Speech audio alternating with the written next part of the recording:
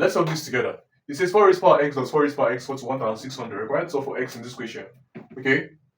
Now, first thing we can do here is to say, when we have dot, it means multiplication. 4 raised to power x times 4 raised to power x is the same as 4 raised to power 2x. So we have 4 raised to power 2x to be equal to 1600 is the same as 64 times 25. Okay?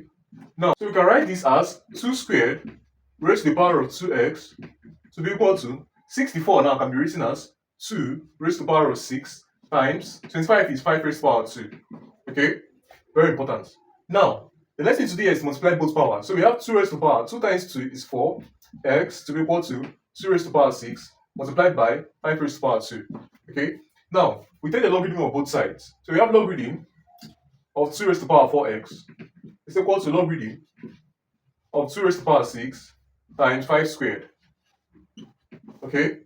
Now this logarithm we're going to take this in the base of the number carrying x. Okay, the number carrying x is 2. So we're taking the logarithm in base 2 of both sides.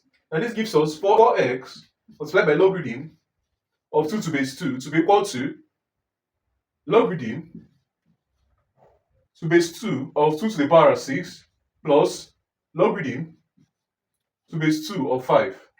Okay? We're going to have logarithm of a number to its own base to give us 1. 1 times 4x is 4x to be equal to, this is 6 multiplied by logarithm of 2 to base 2 is also 1. 1 times 6 is 6 plus 2 multiplied by logarithm of 5 to base 2. Okay?